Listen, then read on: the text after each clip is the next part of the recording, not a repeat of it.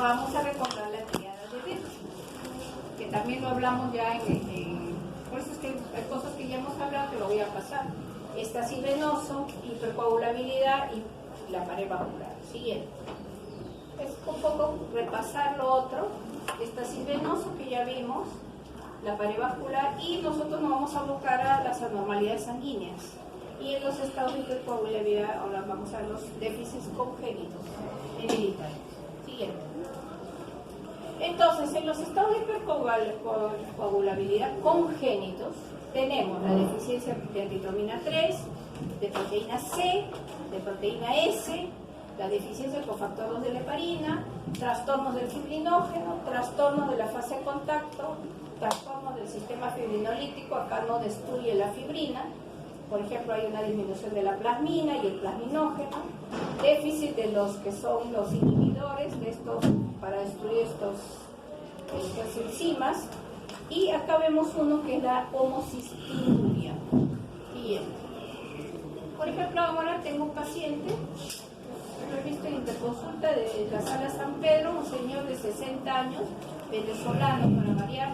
Los venezolanos vienen con unas patologías rarísimas. 60 años, y el señor desde hace 10 años tiene trombosis venosa, ha tenido de miembro inferior, le han diagnosticado después ebolia pulmonar, después ha hecho una cardiopatía coronaria, y bueno, él ha estado viajando, así se ha ido a Venezuela, se ha ido a Colombia, ha vivido en Estados Unidos, y en Estados Unidos le han dado ya los anticoagulantes, ha venido al Perú y ahorita está hospitalizado por una trombosis de miembro inferior, más una angina inestable. Entonces, ese paciente, por ejemplo, tiene 10 años, y después me dice, doctora, y mi hija, que vive ya acá en el Perú, ha salido, después de su parto, ha hecho una trombosis de la pierna. Entonces, esa persona, la clínica nos da como para empezar en estos eventos congénitos, entonces ya estamos mandándole a hacer las pruebas.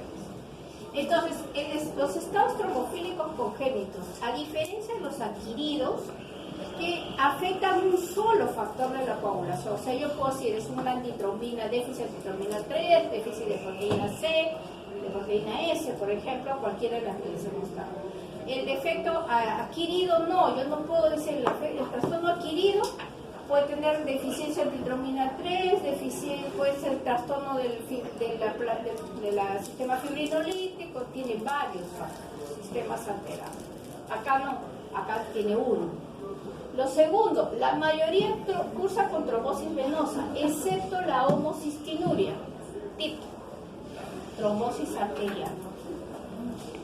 Si hace el paciente trombosis arterial desde joven, yo tengo que investigar la homocistinuria. Y la prevalencia es entre 1 en 3.000 a 1 en 5.000 de la población. O sea, no es que sea raro, relativamente frecuente, sino que yo tengo que pensar. Por ejemplo, no es que la sala de San Pedro ya les tengo mucho aprecio a mis colegas, pero lo han hospitalizado al paciente y nos llaman para que determinemos la anticoagulación de este venezolano, pero ninguno ha pensado en el estado hipercoagular, la trombosis congénita. Y cuando hablamos con el paciente, tenemos la obligación de investigar deficiencias congénitas. Siguiente. La deficiencia de antitromina 3, digamos, como les voy a dejar los slides, entonces ya vamos a pasar rápido, se sintetiza en el hígado. Por eso es que trastornos del hígado, por ejemplo, un paciente cirrótico, digo, pero el cirrótico tiene déficit de factores, la coagulación está alterada. ¿Por qué hace trombosis? Porque tiene deficiencia de antitromina 3. El paciente nefrótico, porque pierde a través de la orina, entonces puede hacer deficiencia de antitromina 3 y trombosis.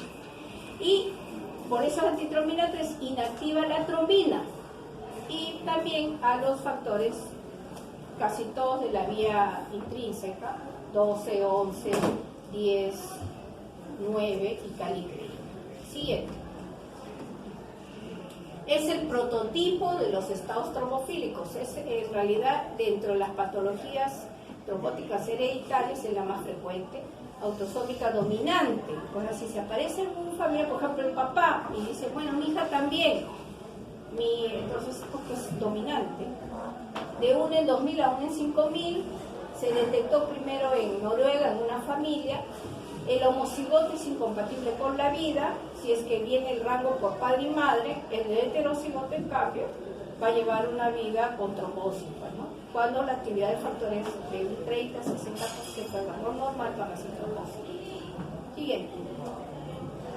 Las complicaciones, la trombosis, como el paciente, venosa profunda, embolia pulmonar, trombosis de la mesentérica, en pacientes jóvenes. Y hay dos tipos, la antitromina disminuida y la que es anormal en su función. Yo tengo que estudiar ambas, porque a veces la antitromina solamente le hacen el dosaje, está normal, pero de repente puede ser una función. Siguiente. Y el laboratorio, la deficiencia, los niveles de antitromina 3 bajos, no lo hacemos en los hospitales comúnmente. Los test de coagulación salen normales, por eso es que aquí es importantísimo la investigación, en el test de fibrinolisis, sangría, función plaquetaria normal, y aquí sí el TTP puede no prolongarse si el paciente recibe heparina. ¿Por qué razón? Y esto lo hemos dicho, y están a puertas del examen. ¿Por qué si el paciente hace trombosis y yo le doy heparina, un déficit de antitromina 3, no responde? La heparina actúa sobre la Claro, pues la heparina requiere de la antitromina. A mí no se mata hablando y miren, ¿cuándo van a estudiar? El día antes se van a amanecer. La heparina actúa, para que actúe, yo les comenté, les hice el cuadrito todavía de antitromina. Se une la antitromina 3 para actuar. Entonces, si no hay antitromina 3, la heparina no actúa. Ni la fraccionada, ni la de bajo peso molecular. Entonces, aquí, si hace trombosis, yo tengo que usar otro anticoagulante para poder darle tratamiento. Siguiente. Anticoagulantes orales, puede usar en el tratamiento, la heparina no funciona. Agentes antiplaquetarios, poco alejado, y concentrados antitromina 3 sí hay comercialmente, pero no llegan al Perú. Entonces, ¿qué me queda? Los anticoagulantes orales o usar los nuevos anticoagulantes, los antifactor 10, tipo el dabigatran o el rivaroxaban, porque estos no requieren la interacción con antitromina 3. Siguiente. Y tenemos acá las deficiencias adquiridas, que son más comunes, pero que no son exclusivamente de deficiencia de antitromina 3. Estábamos hablando de compromiso hepático, ¿no? Las mismas trombosis puede causar, si el paciente hizo una trombosis, la antitromina 3 la puede encontrar baja, por eso en las adquiridas no requiero dosar el antitromina 3, son más para las que yo presumo como congénitas, porque las adquiridas definitivamente todas van a estar de repente disminuidas. Siguiente. La deficiencia de proteína C, y este va a la par con la proteína S, que también puede ser congénita, es una proteína de vitamina K dependiente. ¿Cuáles son los factores dependientes de vitamina K? 2, 7, 9 y 10. Y proteína C y S. Entonces, por eso, estamos viendo la warfarina. Hay que tener mucho cuidado con los pacientes que hacen trombosis jóvenes, porque si yo ya hizo la trombosis y le doy warfarina, y si es un deficiente de proteína C, voy a causar más deficiencia y hace la trombosis de rebote. O sea, ese chico le he dado warfarina y al contrario trombosado. Es deficiencia de proteína C. Entonces, eso es una manera de cómo también se sintetiza en el hígado, se están viendo, por eso el paciente hepatópata puede ser. Ahora justo tenemos nuestra colega, no se sabe, la doctora Hernández, es neuróloga, no sé si es profesora de ustedes. La doctora hace casi un mes tuvo un accidente de tránsito y le golpeó el hígado se lesionó. Entonces llegó grave y su hijo, que trabaja acá también con nosotros, la trajo acá a UCI, a pesar que podía irse al Seguro Social, la trajo, estuvo en UCI sangrando profusamente. A mí me llaman sábado en la noche porque estaba masivamente sangrando, estaba ya grave, le dimos complejo protrombínico, manejamos la hemostasia y mi colega salió. Y de verdad que estaba saliendo muy bien, hasta que agarró, ha hecho trombosis de la vena cava y luego ha hecho una embolia pulmonar. Entonces, ¿por qué? Porque el daño hepático, o ustedes están viendo, por estas deficiencias globales. Inactiva los factores 5 y 8, que son dos cofactores importantes para inactivar la trombina y el factor 10. Entonces, también por son factores que interactúan para proteger contra el cuadro de trombosis. Siguiente. Autosómico dominante. Igual hay dos tipos, uno donde está bajo el factor y el otro está normal. Los homocigotos incompatibles que hacen trombosis de niños mueren y el resto es trombosis igualito. Cuando hay una trombosis en joven, obligado a investigar estas patologías, tanto antitrombina como deficiencia de proteína C, y la proteína S trabaja mucho con la proteína C, como cofactor. Deficiencia congénita podría ocurrir entre 5 al 10% de todos los problemas congénitos.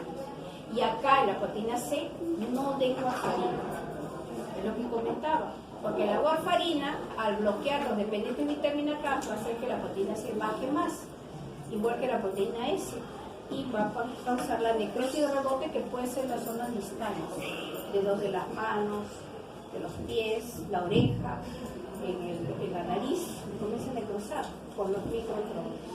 Siguiente. Niveles bajos de proteína C y la proteína C disfuncional. Y acá el tratamiento sí podría dar heparina y concentrado complejo protrombínico si es que hay un cuadro sangrado con microfusión. Siguiente. Deficiencias adquiridas, enfermedad hepática severa. ¿De acuerdo? Siguiente.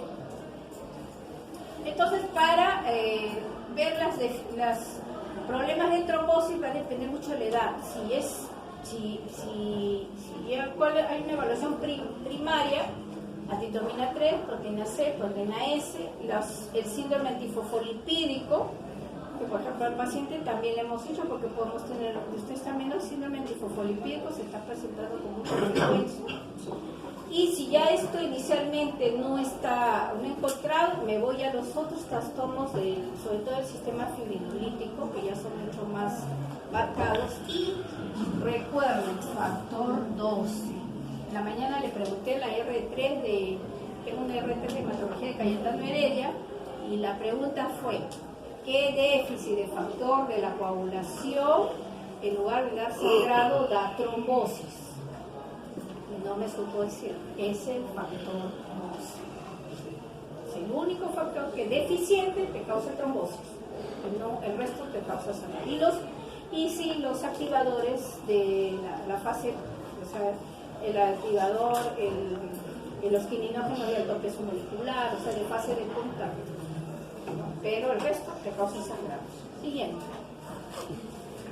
Bueno, pasamos ya a esta parte que ya hemos hablado, creo, en algún momento. Son los cuadros ya el estado hipercoagulable adquirido. Recordemos el SAF, la sepsis, neoplasias, embarazo. Todos estos están como factores de riesgo y tenemos que ver la puntuación que estamos comentando para dar la anticoagulación. Siguiente. Anormalidades plaquetarias, por ejemplo, la diabetes mellitus, se recomienda. En la diabetes se ha visto que la microangiopatía se debe principalmente a trombos plaquetarios. Por eso es que ahora la recomendación es, desde muy jóvenes, desde muy temprano el diagnóstico, hay que antiagregar, usar ácido acetilsalicílico o los otros integrantes plaquetarios.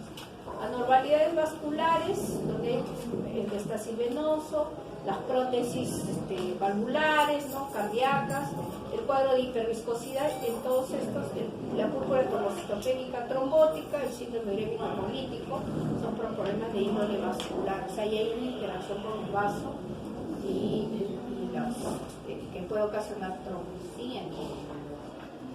Es lo que comentábamos al inicio cuando hablamos de trombosis. Hay que ver los factores de riesgo y dar puntuación.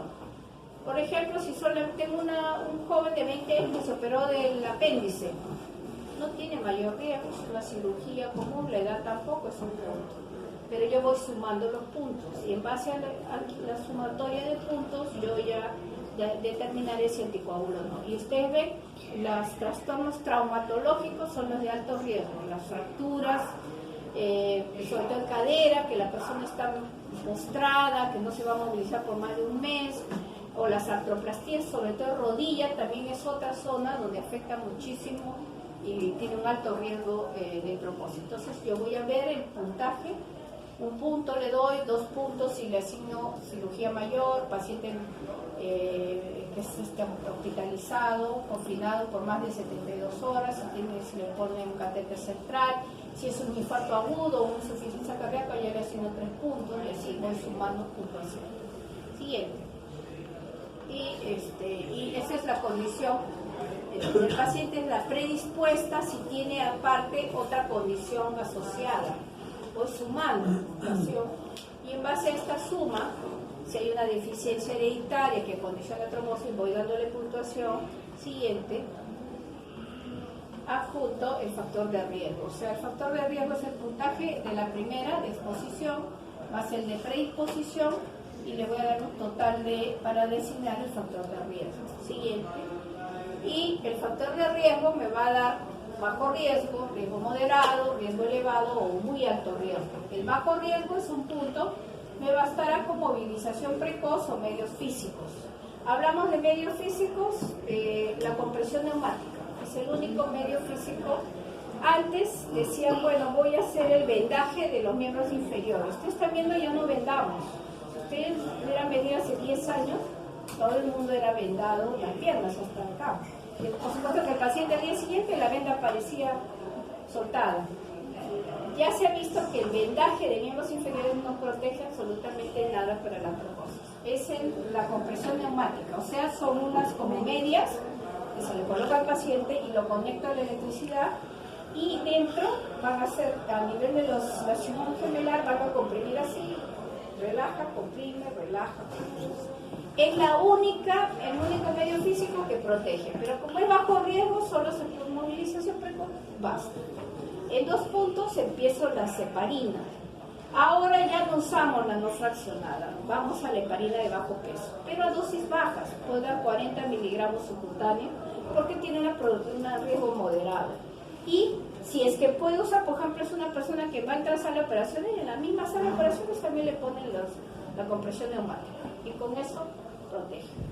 De 3 a 4 puntos ya empiezo a dosis altas ya de heparina, puedo dar 60 subcutáneo al día, compresión neumática también, y la de 5 más, heparina de bajo peso, y voy ya a la anticoagulación oral por tiempo ahí definido, determinar si el riesgo termina, cede, puedo retirar, pero si el riesgo ya continúa, por ejemplo, un paciente que hizo embolia pulmonar, o este señor, por ejemplo, ha hecho ya trombosis venosa, embolia pulmonar, angina inestable, ya de por vida va a tener que anticoagularse.